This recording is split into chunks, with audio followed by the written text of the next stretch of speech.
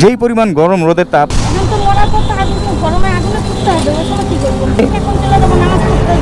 ও এখন নামাজে চলে যাবেন? আলহামদুলিল্লাহ, সময় হয়ে গেছে। আসসালামু আলাইকুম সবাইকে। আমি যাচ্ছিলাম গুলিস্তান মোড়ের দিকে, বাট বাবুবাজার ব্রিজের মোড়ের আগে থেকে আমি গাড়িটা ঘুরে ফেললাম। আমার সামনে যে অটোটি দেখতে পাচ্ছেন সেটা চালাচ্ছে একজন মহিলা, খুবই পর্দাশীল মহিলা। উনি অটো চালাচ্ছে দেখে একটু কৌতূহল জাগলো আমার। পর্দাশীল উনি অটো চালাচ্ছে, এটা একটা অবাস্তব। অটো অনেক মহিলারা চালায় দেখছি, বাট ওনার ক্ষেত্রে মনে হয় জিনিসটা ভিন্ন। আপনাদের দেখালে আপনারা বুঝতে পারবেন। আমি একটু সামনে যাই, দেখি আজকে উনি যতদূর যাবে আমিও তার পিছু পিছু যাবো, দেন তার সাথে একটু কথা বলবো, এই উদ্দেশ্যে তার পিছু নেওয়া। এই যে আপুটি। আসসালামু আলাইকুম। আপু যাবেন কোথায়? হ্যাঁ বুঝি না আপু, যাত্রাবাড়ি যাবেন? আচ্ছা আচ্ছা, ওকে ওকে, বাড়ি যাবো। ওনার সাথে যাত্রাবাড়ি পর্যন্ত আমিও যাবো, দেখবো ওনার সাথে একটু কথা বলবো। আপনি অটো চালান দেখে একটু অবাক হলাম, কারণটা কি? ফ্যামিলি দেখে কেউ নাই? আচ্ছা আচ্ছা, হাজব্যান্ড নাই? হাজব্যান্ড নাই? আচ্ছা আচ্ছা, সমস্যা নাই, আমি আপনার সাথে সাথে আসছি, একটু কথা বলবো আপনার সাথে জাস্ট। হ্যাঁ, যাত্রাবাড়ি যাবেন এই তো? আচ্ছা ওকে ওকে। বাট ওনাকে দেখে আমার ভালো লাগলো, উনি খুবই পর্দাশীল। এই গরমের মধ্যে দেখেন ওনার পর্দা কতটা স্ট্রং, পায়ে মোজা, হাতে মোজা। উনি যাত্রাবাড়ি যাবে, আমি আমার কাজ আজকে বাদ ওনার পিছিয়ে পিছিয়ে যাই, ওনার সাথে একটু কথা বলবো, দেখবো ওনার সমস্যাটা কি। আপনার গরম লাগে না আপু? হ্যাঁ হ্যাঁ, সুন্দর কথা। ওনার ভাষা মতে যে গরম লাগলে এখন কি করব, ভিতরের আগুনে তো পড়তে হবে আমাকে। খুব সুন্দর কথা, যেই গরম সহ্য করতে না পারলে মরার পরে ওই আগুন কিভাবে সহ্য করব, এই বুঝ সবার আসে না আপু। ধন্যবাদ আপনাকে।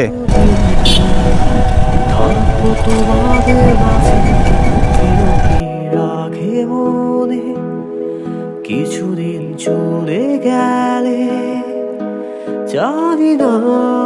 আমরা অলরেডি যাত্রাবাড়ি মোড়ের কাছাকাছি চলে আসছি, দেখি উনি কোথায় যাত্রী নামায়। ওনার পিছনে তিনি তো এই পর্যন্ত আর কি প্রায় আধা ঘন্টা হয়ে গেছে। পৃথিবীর মায়া ছেড়ে জানি না কতদিন। এই পর্যন্ত ভাড়া কত টাকা আপু?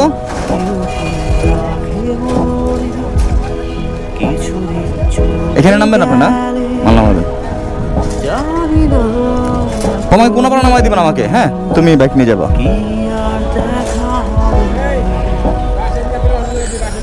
আপনার উঠতে পারি? কোনো পাড়া যাবো? ভাড়া কত বুঝি না। ও আপনি জানেন না?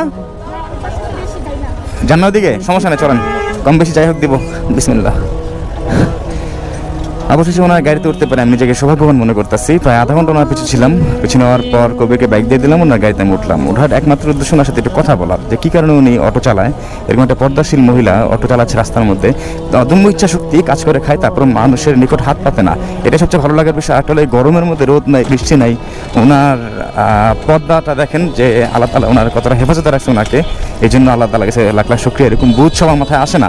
উনি যে বুঝে আছেন, আল্লাহ তাআলা নিকট যে ভয় পান বা আল্লাহ তাআলাকে যে ভয় করেন, এই ভয় সবার মনের মধ্যে থাকে না।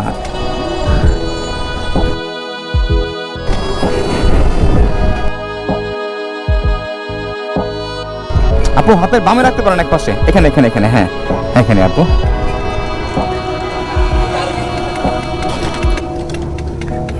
এখানে আপু, এখানে এখানে। আপু ভাড়া কত? হ্যাঁ, যদি কম দেয় সমস্যা হবে?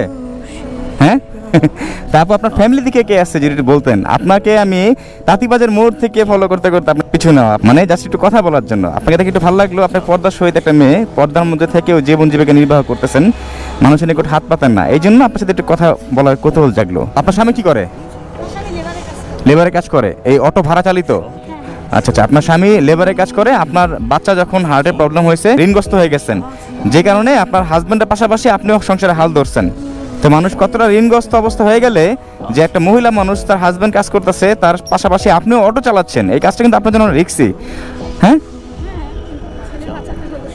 ছেলে বাঁচাতে হলে করতে হবে। দেখছেন ছেলের জন্য বাপ মার কত ত্যাগ। হ্যাঁ, একটা মানুষ যখন এখন শুকর আলহামদুলিল্লাহ না, ঋণ অনেকটা পরিশোধ হয়েছে, কিন্তু কষ্ট দিয়েছে অনেক, প্রচুর কষ্ট হয়েছে না?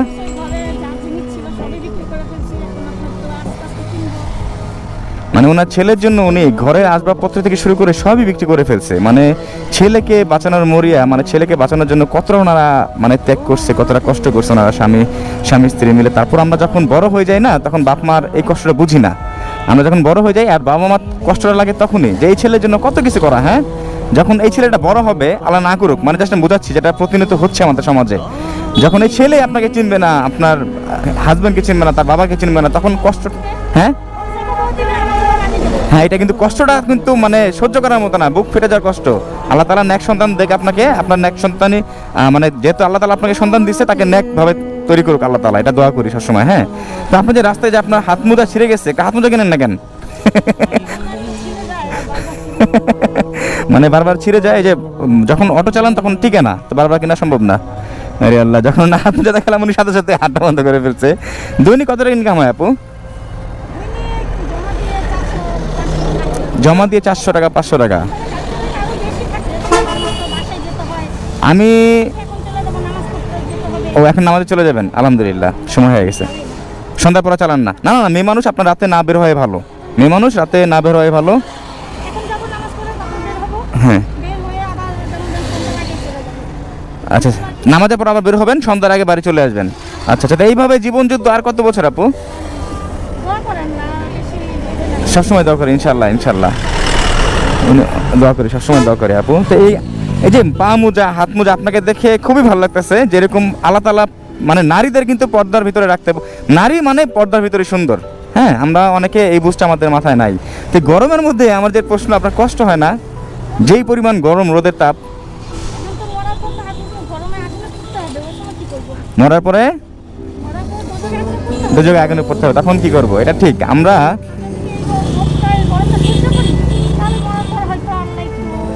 অবশ্যই, আমরা তো এটা জাহান্নামের আগুনের তুলনায় এটা কিছুই না, তাতেই আমরা সহ্য করতে পারি না, তাহলে ওই আগুনের কথা চিন্তা করলে কি একটা অবস্থা হবে। তা আপনাকে আল্লাহ তাআলা বাঁচায় রাখুক আপু। আপনার সাথে যতই কথা বলতেছি আমি অবাক হয়ে যাচ্ছি, আমি বিস্মিত হচ্ছি।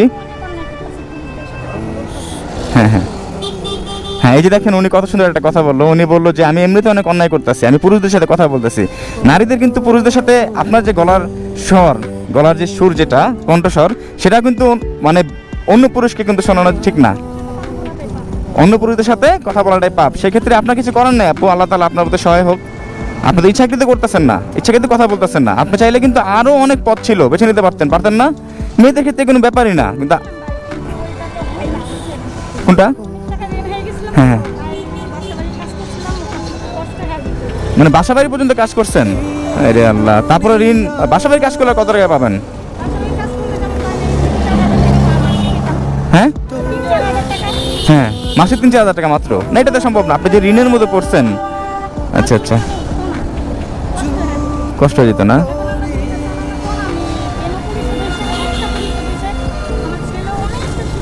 আপনার ছেলে দেখ, আল্লাহ তাআলা আপনার ডাকে সাড়া দিচ্ছে। হ্যাঁ দেখ, আপনাকে থেকে একটা জিনিস শিখার আছে, যে পর্দার ভিতর থেকেও জীবন জীবিকা নির্বাহ করা যায়, এটা বাস্তব উদাহরণ আপনি।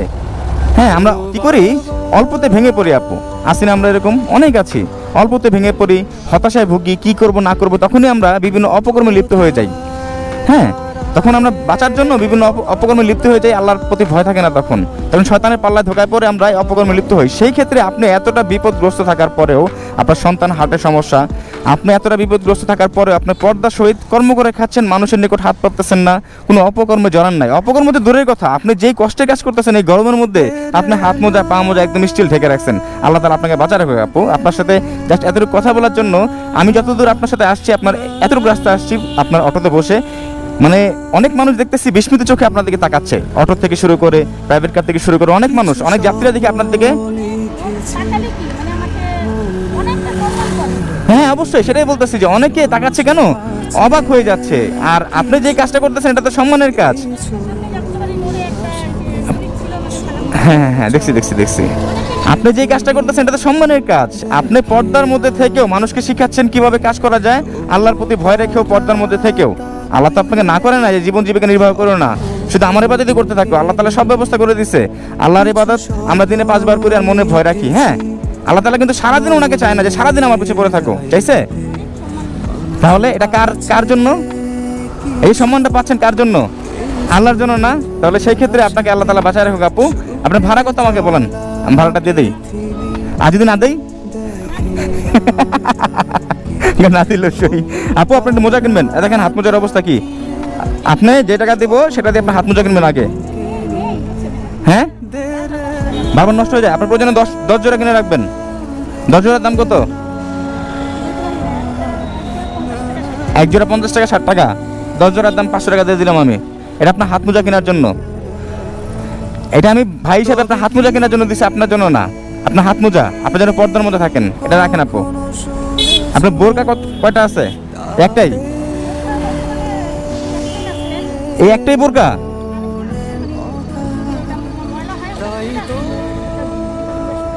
আরে আল্লাহ রে আল্লাহ, আরেকটা আছে কিন্তু এটা পুরানোর মতো না। এটা ময়লা হলে ইসরে, এটা তো পুরান হয়ে গেছে একদম।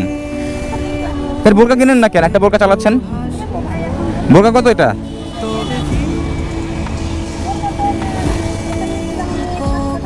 $700 টাকা। হ্যাঁ তাহলে এটা হলো বোরকার জন্য। ওই 500 কিসের জন্য দিছি? হ্যাঁ মোজার জন্য। মোজা কিনবেন।